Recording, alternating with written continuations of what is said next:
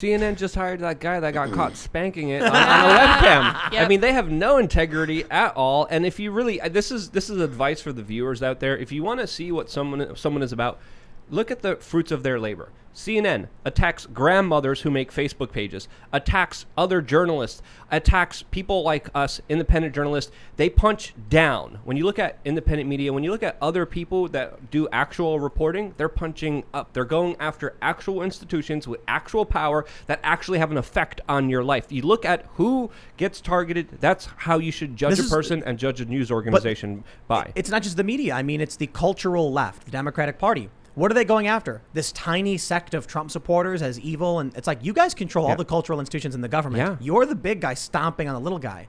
But I absolutely love how CNN went to the home of an old woman and started yelling questions at her in full view of her house and address. And that's okay. Social media, Twitter got no problem with it. James O'Keefe blurs the address and confronts somebody, banned. Or that was Project Veritas, I believe. That's what got their official account banned.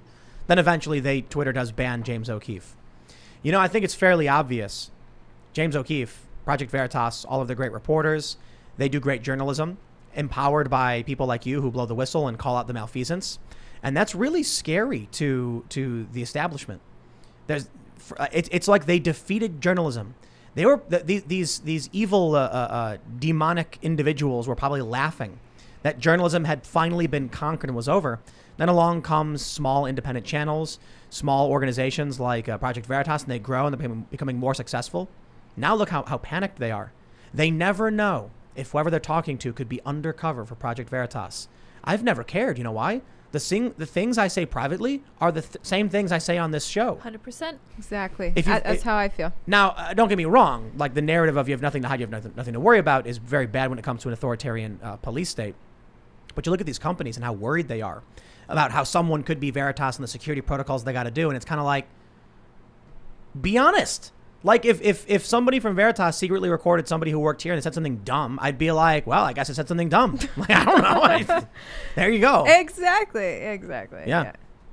Media's it's kind of like they're functioning as a paramilitary corp, the media. Like, they're an arm of the secretive military. Because if you're in the military, you can't say whatever. You have clearance and classification, and you're under strict orders not to. And it seems like they've been co-opted to do information the job of the military. It really is. I mean, fourth it's generational obvious. warfare, and now here these people are whipping people into shape and getting them in line and telling them what to think and what to do.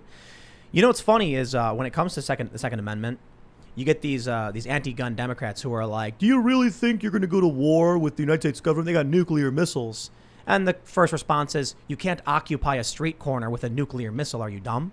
You look at Afghanistan, Vietnam. It's an individual with a gun which can control a neighborhood or a building or resources.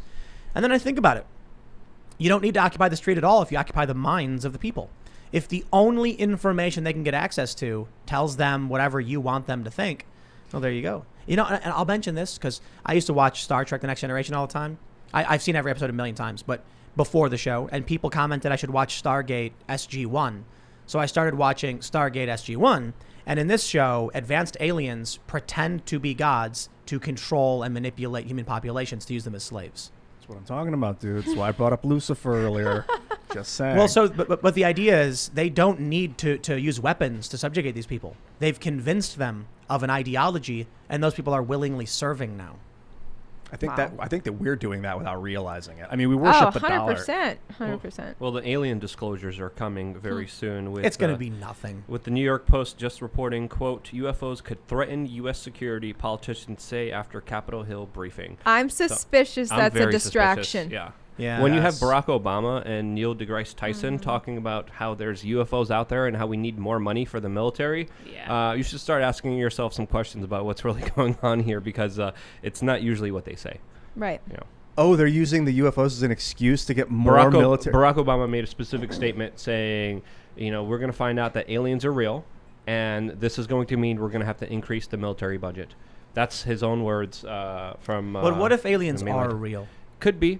There's a possibility in there. We have to be intellectually honest. I think there is a big chance that they are. But what if Obama is basically Ozymandias staging a fake alien invasion to force people to unite? Right? And give up their freedoms, like in the pandemic. I just hope that's not the case, you know. Yeah. Well, we'll see. Time will play out. But the best friend you could have is skepticism in this modern day and age where 100%. Information is that war. And Glock 17, you know. Sure. Firearms second. There's a reason the First Amendment was first. Second Amendment is second. They protect each other. They're very integral. And people in gated communities and private bodyguards shouldn't be telling people that they need to be disarmed.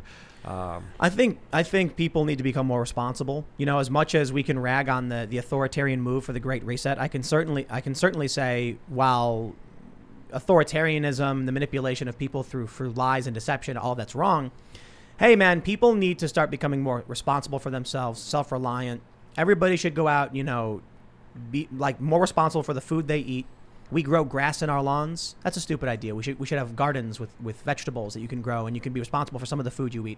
You should exercise. You should read books. Get away from the cities. Pollute less. Be, you know, more in tune with what it's like to actually survive and be responsible for yourself. And you know what? This criticism is mostly towards people in cities because the people in the rural areas basically know all this already. The people in cities live in cubicles stacked on top of each other in cities that smell like sour milk and then complain about the problems they've created. These people need to get with the program and learn how to be human again. You practice what you preach. When did you move out here? We're in the country. Well, so someone chatted at the beginning of the show that, you know, I only decided to move out to the middle of nowhere once I had money. And it's like, I moved to the middle. I was on a farm in the Redlands, which is basically 40 miles outside of Miami. I don't want to pretend like it's the most rural place ever, but I lived on a farm with chickens. Like this was 2015. This was when I was working for Fusion. I didn't want to be in a city back then. And so I did move back to the New York area and then slowly moved away. And now we're more in the middle of nowhere, but not in the middlest of nowhere. I will say, once Starlink goes live, we'll probably go way more middle of nowhere. But we're trying to strike the balance between people can fly here pretty easily and we're kind of far away from, you know, big cities. So we've got a big garden. We're growing vegetables. We've got chickens. Man, so we got one chicken. It was a rehome laying eggs every day. We got too many eggs already. Because we don't eat eggs every day. So we had like 6 today. And I was like, wow. So I got to eat these eggs. And then, but we've got 5 other chickens. Turns out one of them's a rooster. So we're going to have tons of eggs all the time. We're going to have like 6 eggs per day. And that's just from the chickens eating the bugs. That's eating the amazing. bugs, eat the grass, and they give us eggs. I love that. Being responsible more for ourselves. That's what I'm saying. You know, we are getting solar panels installed. We're trying to be more energy efficient. We have our own water system. We want to have our own electrical system. When I talk about environmentalism, I mean it. You know, we have a Keurig. Oh yeah, but we use these corn plastic biodegradable cups that aren't like regular cups.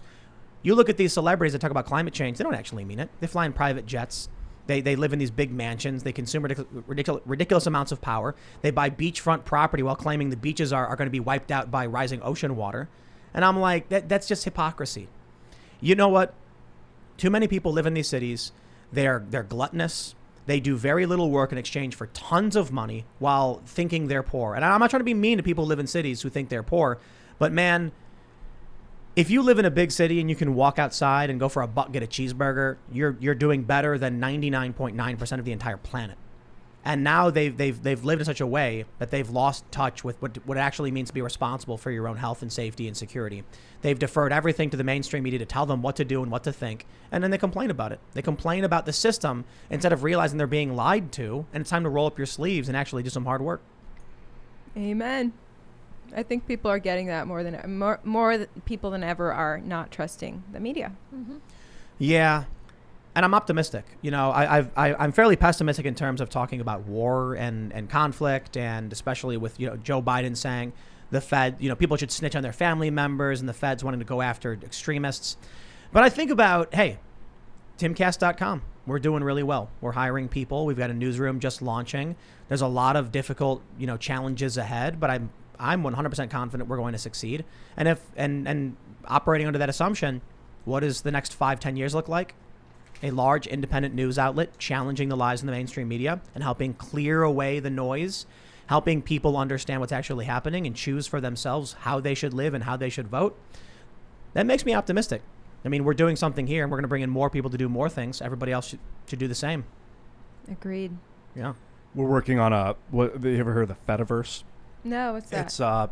It's like different social networks like Mastodon and other types. I don't know. There's a few other ones where they all interoperate, all these different social networks. So like you could be on like Minds, and I could be on YouTube, and I could subscribe to your Minds channel and then Tim could be on Twitter and subscribe to me on YouTube from Twitter, and then we can all have like our own feeds. Whereas it'd be like your website, my website, Tim. So we'd all have our own independent sites. Oh, that's neat. Very cool. Oh my gosh, Probably I like that. Yeah. That's going to be the future of independent media, because up until internet video, independent media, I don't know what it was. Alex Jones screaming on the radio. Then it was YouTube, but then we realized that it's not independent if it's on corporate. Yeah, like it was public Google. access. Alex Jones got to start by literally going down to the local public access station that filmed on some cable news channels, and that was where he got his start. So this will be the next public access, but we're going to have to get off of ISPs. That'll be the big next step after we get off the social What's networks. an Internet ISP? service provider. So Oh, like right. Verizon could shut down your internet access if they didn't Or like what. Amazon with Parler, right? Yeah, Amazon has the hosting service. So then you also have your DNS, which could shut down your. So you got to get off the ISPs and you got to get off I the see. DNS. Wow. Oh my gosh. Yeah. It's a big problem. I mean, So- we're wired in. It's going to be. Yeah, we've got to figure that out. The goal is to create an open source software that the average person can just put on like you go to a server company, a server service, then you install this program which gives you a basic subscription service website. So imagine Substack, but it's yours. It's your website with your open source code operating this, and then people who like your content can become members, sign up to pay so that you can do your own work. The goal of this is, let's say you start a Substack, which is where a lot of these journalists have gone. Well, they can ban you. They can say, we don't like what you're saying. Imagine you start a Patreon. Oh, they will ban you because they've already done that to a lot of people. So we want to make something that's harder to ban. Not impossible to ban. I mean, your domain registrar or your server company, they could still terminate services to you, but it makes it harder to do. So, hopefully we get to that point where people can just buy server space, buy a domain, drop a program into their server and execute it, and then boom, they've got a functioning website. Add some graphics, done. What will happen is we'll have mesh networks and our phones will be our servers. I think that'll be the future.